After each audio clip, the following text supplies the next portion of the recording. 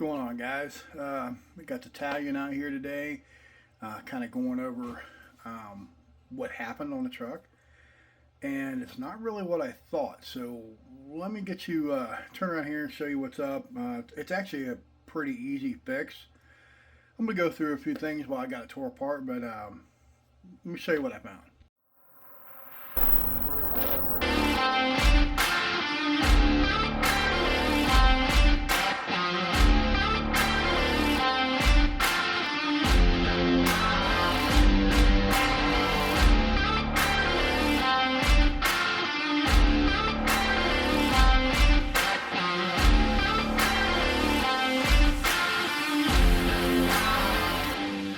Alright, so there she is right there. Got her all somewhat cleaned up. Still kind of wet certain areas. There's the inside. I gotta clean all that goop out of there. You got to do that every time you pull this thing apart, guys. It is what it is. So the problem was I had a bearing right here that's seized up. I can't get it to move at all. It's one of these closed bearings or whatever, but it's not a ceramic seal or whatever they call those. I do have better bearings. I'm going to put one in there, and then I'm just going to put the input shaft or output shaft or whatever they call that thing, whatever that is. We'll put that back in, get it all cinched back up. Differential actually feels pretty good. It's even got the shim and everything on it. It's not super tight. It's probably about, I don't know, 100,000, 150,000 maybe on the fluid. Somewhere in that neighborhood. I cannot remember what I've got in here, honestly, guys. I haven't been into this for a while. So, it is what it is. But yeah, we're going to clean all this stuff up over here, get that stuff back in there, and I'm going to take out the bearing. I think there's a bearing on this side, I do believe. And I'm going to look at that as well, just to make sure everything is cool, and kind of go from there. Let me get a little bit of light on there. Yeah, there's a bearing on the opposite side. I thought there was. So I'm going to get my pick side here and just kind of pick it out and see if there's anything wrong with that. Clean all this junk up, and then get it ready to put back in. And I got to re-Loctite everything. This is your shaft, whatever they call that piece there that connects to the other side of the dog bone, or center dog bone, or whatever they call that. So it connects up like this. This side connects to your shaft, your input output shaft, whatever they call it, and then it has a little grub screw that locks down on there. So I'm going to put a tiny bit of Loctite on there. You don't want much. I'd rather have it come off than just be frozen on there, because these things are hard to get off. Trust me, ask me why. I know. I've had a lot of them freeze up on me, so I'm not going to go Superman tight on this stuff here. I'll get it locked down. I'll get some Loctite on it. Like I said, just a little bit, because a little bit goes a long way. That way, if I got to heat it, it's not too terribly hard to get to, and I should be okay with it. But I still don't want a whole mess of it in there. So that's what we're going to do right now. Let me get a couple things done here. I got some wobbling tires and stuff too, so kind of wondering if I got other bearing issues. Maybe shafts or something. I might start tearing into some of this stuff. I mean, that could be the hub bearing, but it is actually moving a little bit on the hub too. And this is a basher, guys. It's not something I race too much anymore. I used to. The front's all locked in. As you can see, the front's nice and tight. The back doesn't really matter that much, even if I wanted to race. I mean, it could help, but it doesn't matter as much as the front. I don't know. We'll look at it since I got it apart. I mean, what the hell? Might as well just take a peek at it, right? So we'll do all that while we got it apart here in this video, and see what's up. Alright, so digging through my bearings here, I did find a couple that fits this shaft. This one fits that little one on the bottom, and the inner one right here fits the big one right there.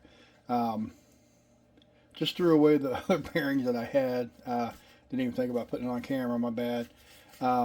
These are brand new Fast Eddie bearings.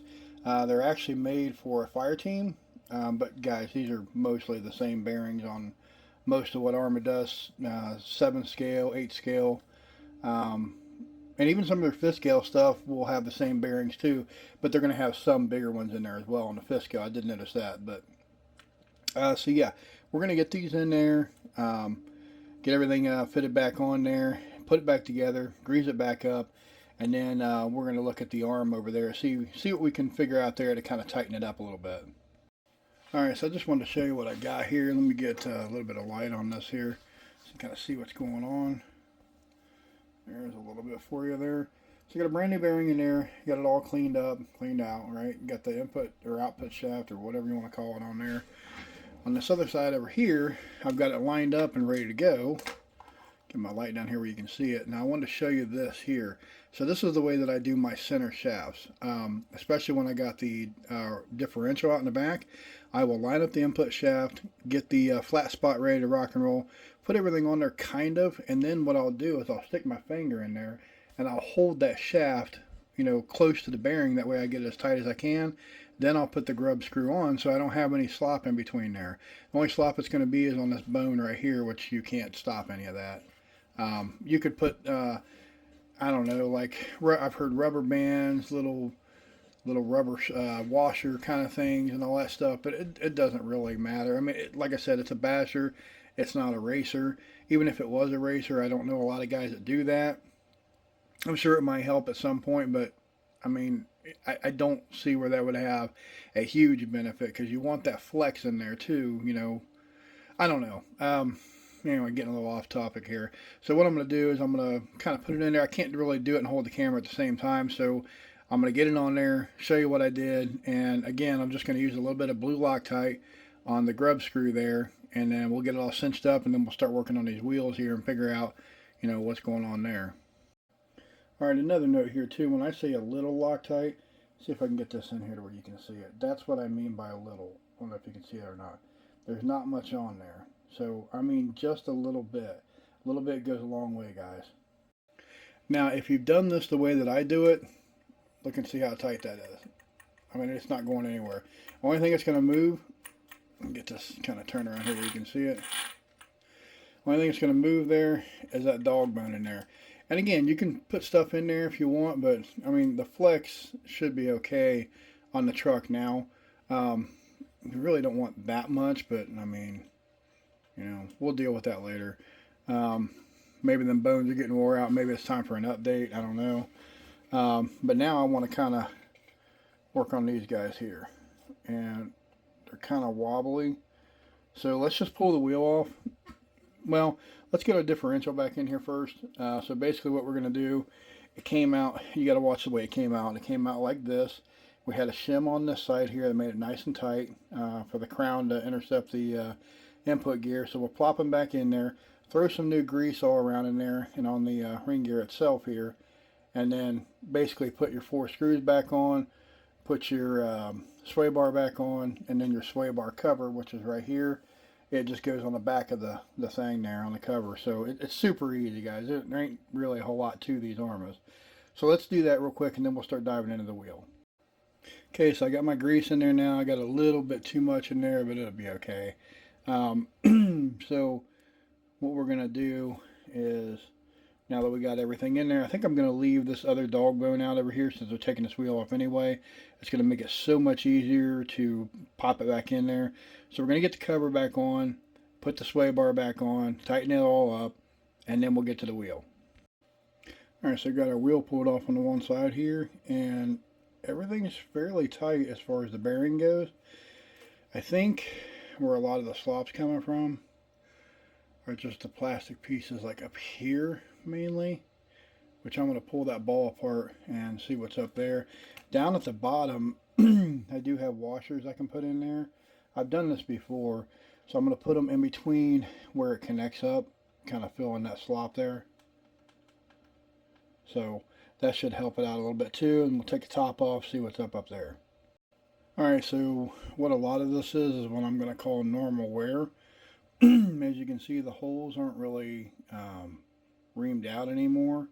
So we're going to keep this part for now. Maybe eventually later we will look at, you know, an upgrade there. The main problem is probably this pivot end or whatever. I mean, it'll work for now, but it is kind of loose.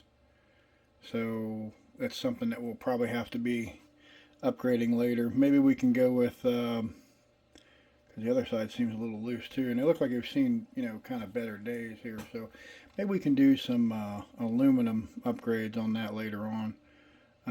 Obviously not right this second, but later on that might be an upgrade to have.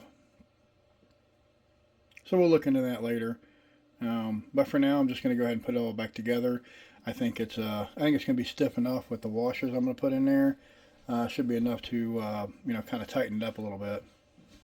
Okay, so this is basically what I'm looking at. Let me just show you in between here. So there's going to be a little bit of slop there. Can't do anything about that, but maybe we'll upgrade these later on when we upgrade these as well. Just kind of give it a little bit of an overhaul. I don't think it's really necessary for bashing, so I'm going to leave it on there for now. But especially if I get to racing again, I'll definitely upgrade those. I'm going to be doing these for sure, and if I'm going to do them, might as well go ahead and get some hubs for the back here as well. So we'll look at all that when we get around to it. It's going to be a while, guys.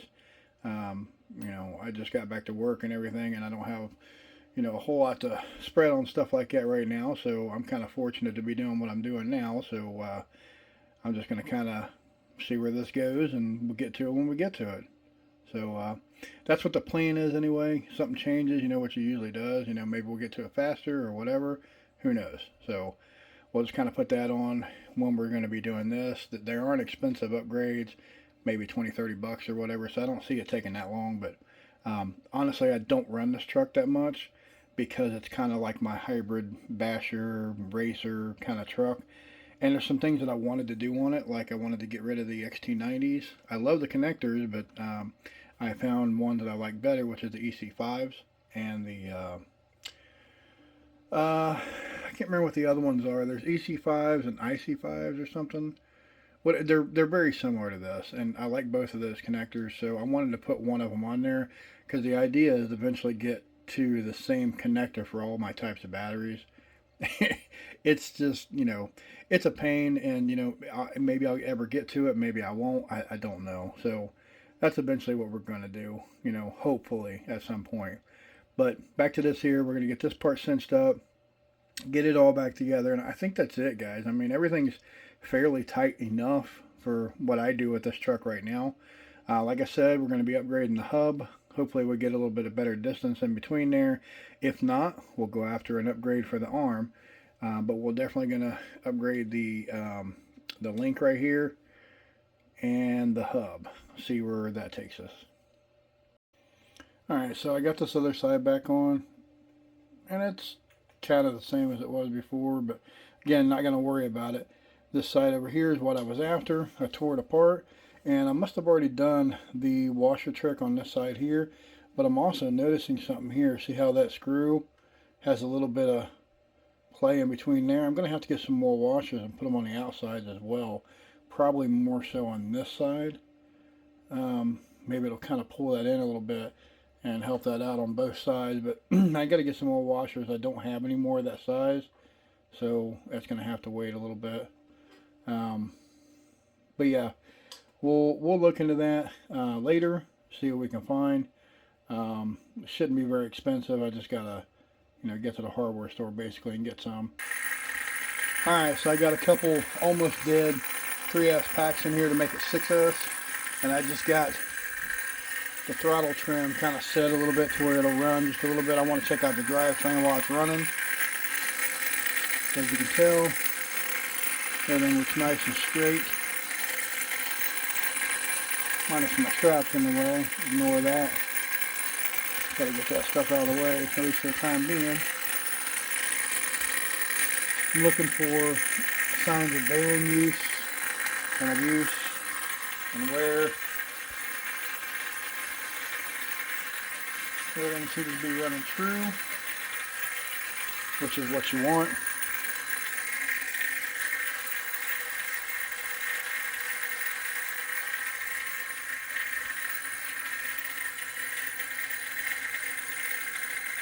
So I guess I'm going to call that fixed, at least for now. And like I said, we'll do some mild upgrading stuff on it later. And our fans are working again. This one here keeps coming out. I think it's the way I have the wiring routed, but get this thing turned off here for a minute. Here we go.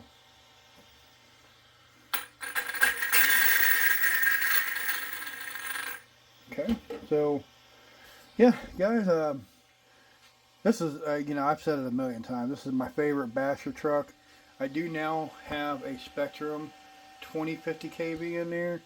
Um, the original one that I had in there, the BLX motor, it took a shit on me.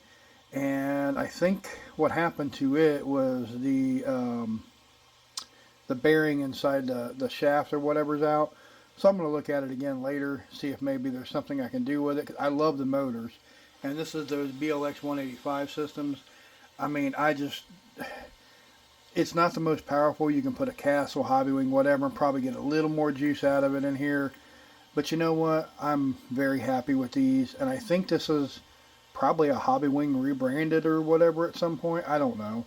But it sure runs really good. And I have no plans of replacing this unless it goes out. So hopefully it doesn't. Hopefully it stays running nice and good, and I'll just kind of keep it at that.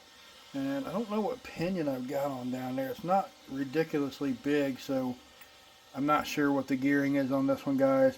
Can't remember. I had it set up for racing at one point, then I switched it back over to bashing, so it is what it is. But that's going to be it for the little fix here, and everything's still nice and tight over there. Before we actually run it, I'm going to let all that stuff kind of dry a little bit. The Loctite needs probably a good 12 hours to 24 hours. I'm going to at least let it sit 24 hours. I want it to kind of set in pretty good and then go from there. So it should have that amount of time, in my opinion, to dry out. Then that way you don't have nothing to worry about it too much. And you can see these are the 10,000 milliamp hour batteries I got, the 120 EC. They will fit in here, but they're kind of big. I don't like running big stuff like this in here because it makes it real weighted down on the one side. The ones that I really like using are those right there. Those are 4S packs, and I use probably one of them when I'm racing. I'll just do a 4S race, and then I'll have two of them. Just stay tuned, and we'll catch you on the next one.